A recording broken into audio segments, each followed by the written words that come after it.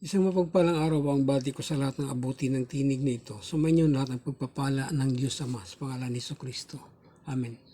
Ang paksa ko ngayon ay ang Reckoning of Times, episode 46. Makikita sa Genesis chapter 25-26, noong 60 years old si Isaac, isinilang si Esau at si Jacob. Si Abraham noon ay 160 dahil sa 100 years ang pagitan nila. Na 100 si Abraham, isinilang naman si Isaac. Ang previous topic ko ay ang episode 45. Si Father Noah wala na noon, patay na. Si Shem ay 552. Si Arphaxad ay namatay. Patay na si Arphaxad. Si Sila ay 406. Si Eber ay 376. Si Pilig, Rio, Sirog, Nahor, Tera, Tera, patay na sila. Si Abraham ay 151 at si Isaac ay 51. Ito sa taong 2000 year count, katumbas rin ng 2000 BC.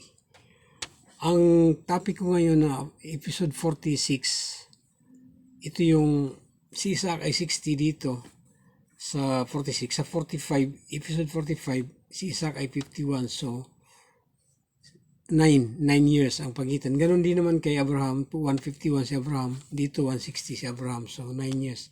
Lahat sila din 376 and 385, so 9 years. Lahat kaya plus, ang edad dito nila ay plus 9 lahat. Ito yung 9. Kaya si Father Shem na 552 plus 9 is 561. Wala na si Arphaxad. Si Sheila na 406 plus 9 is 415. Si Eber na 376 plus 9 is 385. Wala na si Pilig, si Rio, si Sirog, si Nahor, si Tera, wala na sila, patay na sila rito. O kaya si Abraham na 151 plus 9 is 160. Dahil sa Genesis chapter 21 verse 5, 100 years old si Abraham nang sinilang si Isaac. O kaya 100 years ang gap sa kanila. Si Isaac dito ay 51 plus 9 is 60. O kaya ito yun ang 60 si Isaac sa episode 46. Sa episode 45, 51. Kaya itong lahat 9 ang sequence of time para mabilang ang lahat. Idadagdag dito sa previous. At sa taong, ang previous na 2000 year count sa episode 45 plus 9 is 2009 year count. At ang katumbas naman dito ay ang 1991 dahil ang 2000 BC, katumbas ng 2000 year count, minus 9 is 1991 BC. Ito lang ang kabuuan sa topic ng episode 46 ng Reckoning of Times, the series. Ibang structure na makikita ngayon. Ito naman ay ang another 1,000 years mula ng matapos ang second 1,000 years. Ito naman ang third 1,000 years. Ito ang 9th day.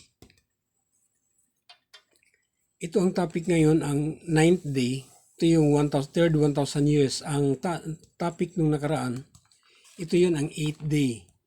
Ito ang 8th day. Dito nagtapos ang 2,000 years.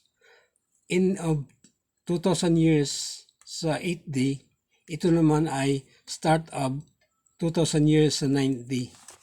Ito naman siya. Kaya dito 2,000 years sa 9th day. Kaya ang topic na si Isaac ay 60 years old dahil 51 siya dito sa 2,000 years, 51. So may 9 siya dito kaya nagiging 60 si Isaac. Kaya ang year 2000 plus 9 is 2009. Ito lang itong area na ito. 9 years. Ito lang napakaliit lang itong napakaliit lang na ano na to. 9 years. Ang topic ngayon, ang episode 47. Si Isaac ay 60, si Abraham ay 160. Dahil 100 ang pagitan nila dahil si Isaac ay isinilang nung 100 si Abraham at nung 60 naman si Isaac ay isinilang si Jacob. Okay, ito yung 9 years. Ito lang itong area na ito.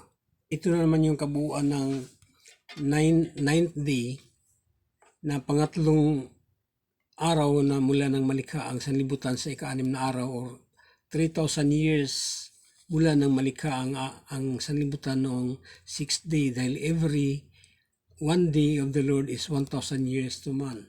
So ito na yun ang dito lang sa topic nito ang 9 years o kaya ang 2,000 nagtapos ang nakaraan sa 8th day. So ito yung starting ng 2000 plus 9 years, so 2009. Dito lang ang topic ngayon. Sa ginawa kong may chart of generation table, diretso pa rin ang pagbibilang dito. Diretso pa rin ito dahil sa mula ng kay Father Adam hanggang dito kay Isaac at kay Jacob. Ito binubuo ito ng 3 sets of generation, 10 generations mula kay Father Adam hanggang kay Father Noah. Mula kay Father Shem hanggang kay Abraham, 10 generations, at mula kay Isaac hanggang kay Moises, 6 generations. Kung kaya, dito lang muna ang topic ngayon sa isinilang si Jacob sa edad na 60 si Isaac.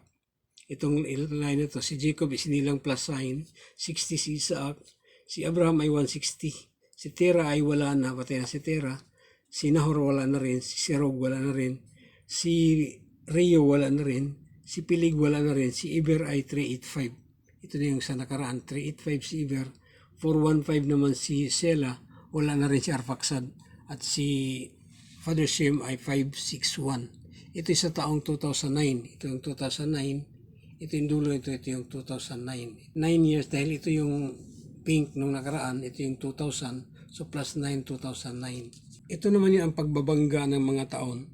Ito nag-start dito sa 2000 year count, ito naman ay 2000 BC. So ang 2000 year count plus 9 is 2009. Si Abraham noon ay 160. Si Jacob ay isinilang. Si Isaac ay 60. Sa Genesis chapter 25 verse 26. Ang BC dito ay 2000 din. 2000. Kung kaya 2000 minus 9 is 1991 BC.